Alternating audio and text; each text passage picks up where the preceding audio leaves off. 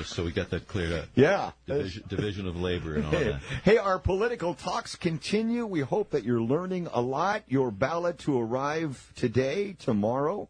Ballots are being sent out this week. So 113,000 of them. And, hold on to that ballot. You've got some time to decide. Today we are talking to Senator Curtis King. 14th District State Senator. Good morning. And, 2 terms already under your belt? 2 terms, yes, sir. All right. Yeah, believe it or not. Hard to believe it's been that long. You know, a lot of times when people get into office, maybe they have to scratch around to find out their most recent accomplishments or whatever. But by sitting on the transportation committee carrying that thing, I'm wondering if the little red wagon full of papers behind you is all of that stuff. You certainly have had a busy time. You hit the ground running over there and haven't stopped. It's not always been easy because of the situation across the way in the House in terms of getting stuff done. But as you look back, Senator King, give us your assessment of this last legislative session and some of the things you might want to continue to work on. Well, I think this last session was interesting. The last 2 have been longer than they needed to be by any stretch of the imagination. The challenge remains is, there's a group of us that would like to solve our problems and work on our problems and try to do it on a bipartisan basis. And then there are those that, want to politicize the issue and try to make the other side look bad and that seems to be kind of where we've been headed. I'm hoping that calmer heads will prevail in this coming session so that we can sit down and actually find some conclusions to McCleary and mental health and all of the other things that face us that are a challenge to all of us. One of the big complaints that in many ways gave rise to Trump and more is the fact that people on the national level seem to be involved for their own purpose, for the party's purpose, or to preserve themselves rather than actually solving a problem then moves them closer to not being necessary. So do you fear that that's a little of what we're seeing in Olympia? Oh, I think to some degree, yeah. I have that concern. It seems to be at times, not always. I mean, there are times when we work really well together and we do get some good things done. But there are times when we want to politicize it. When as an example in the Senate, the Republicans have control. And so, it's up to the Democrats to try and get that control back. And so those are the conflicts that I see in trying to get things really done and done in a timely manner.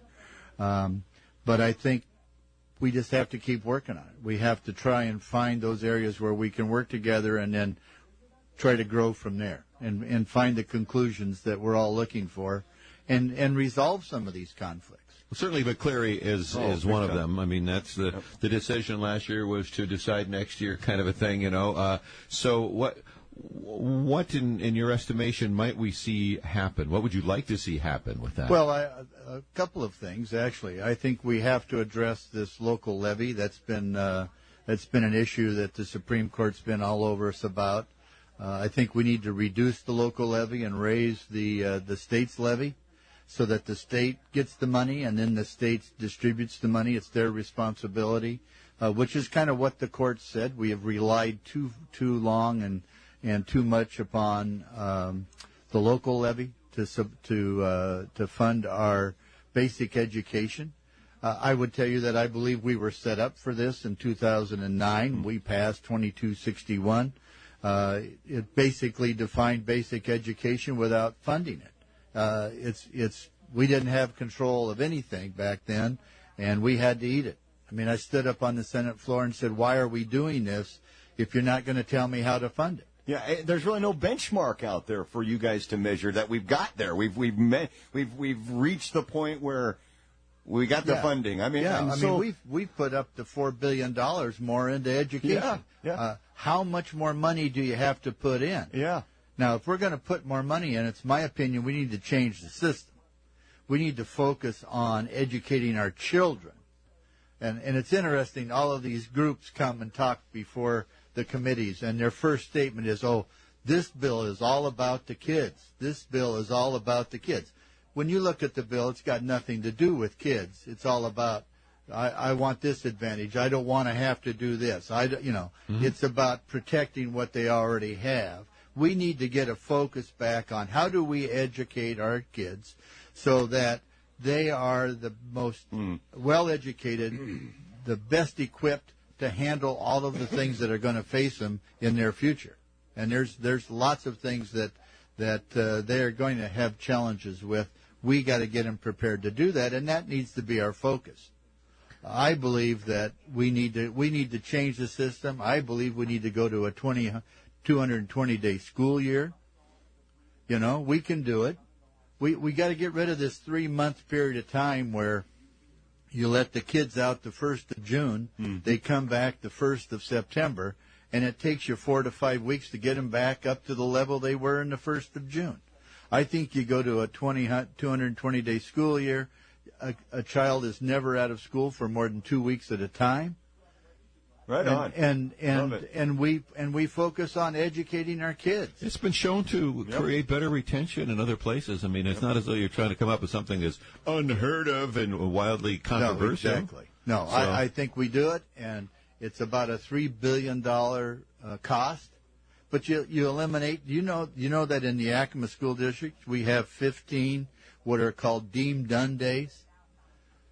The teachers get paid for 15 days, and they turn in a paper that says, "Here's what I did." There's no requirements. There's nothing. It's just deemed done.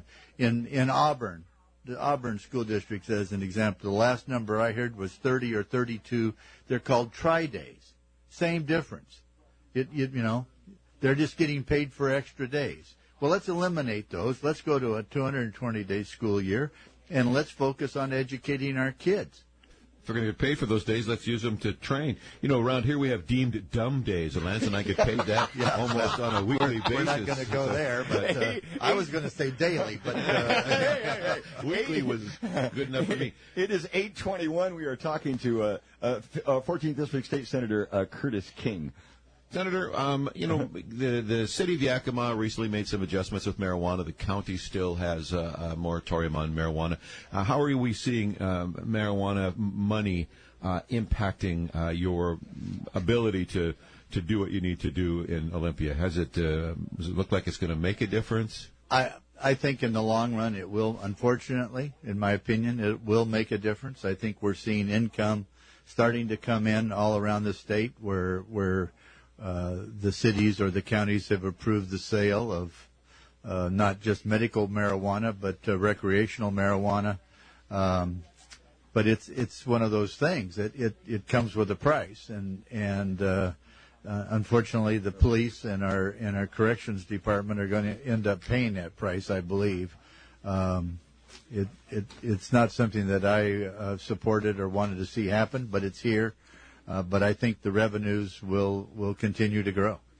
Let me ask you this. It's razor thin on the House side, and there's some talk that maybe that could change. How secure are you on the Senate side, and what might first time in a long time Republican legislature be able to accomplish? Well, it would be fun to find out. I can tell you that. It would. When I first got to the Senate in 2008, we were at 17. I was the 17th Republican senator, 32 Democrats. It doesn't give you much of a hope that you're going to get things done. The one thing it did tell me, and what it did teach me, is that you got to work with the other side.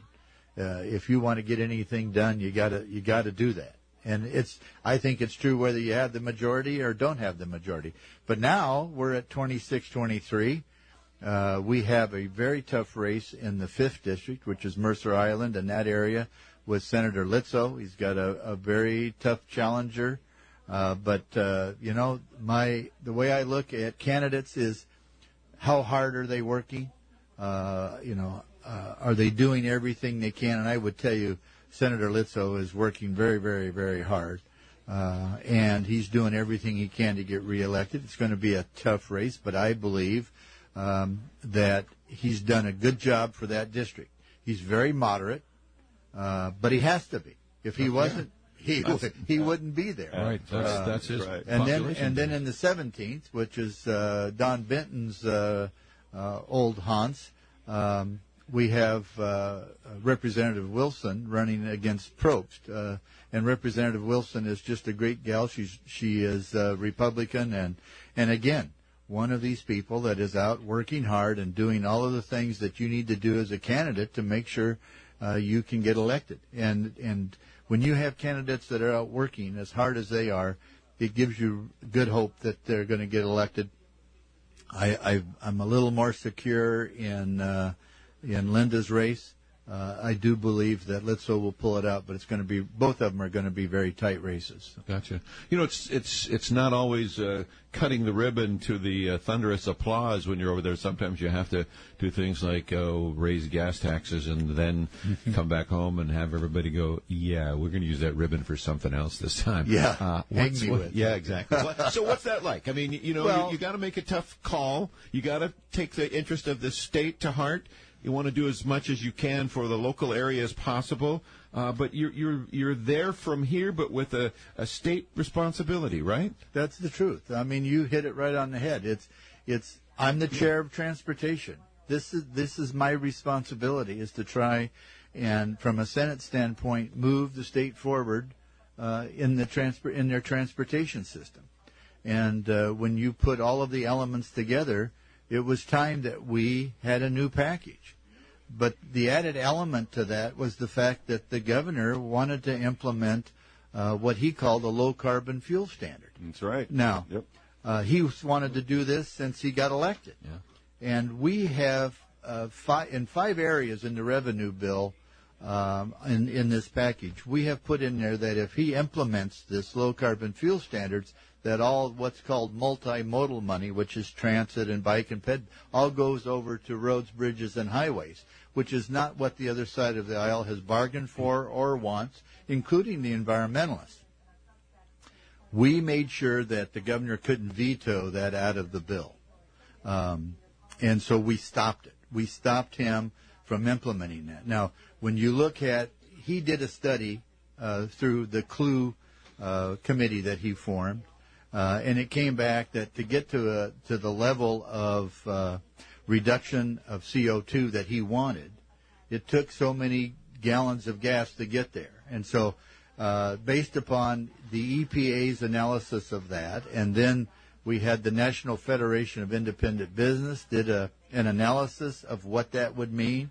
The Washington Policy Center did their own analysis of what low-carbon fuel standards would mean, and they both came back and said it would increase the price of gas by over $1 a gallon. Wow.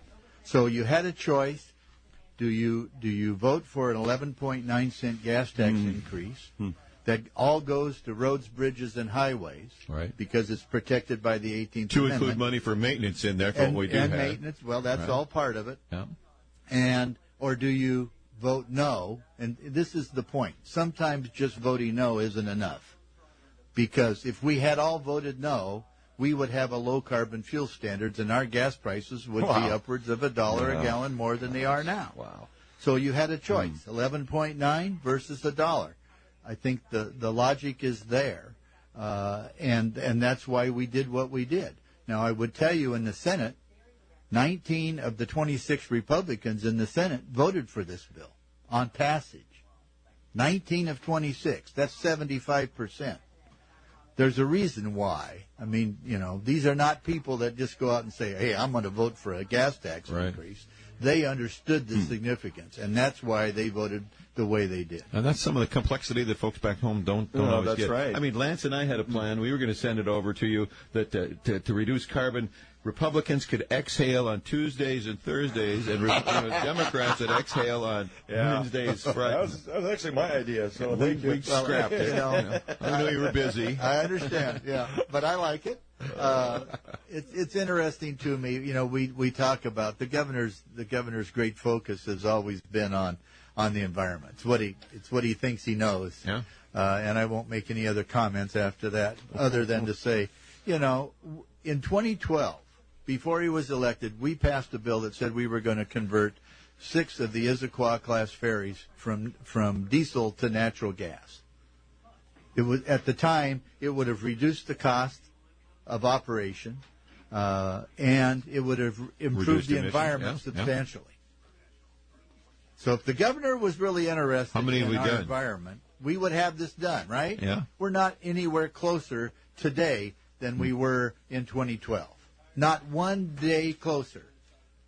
If he's really concerned about it, then let's step up and do the things that make sense, that actually accomplish something. No, that's not what we want to do. He wants to implement all of these changes that go after businesses and what they do and how they operate.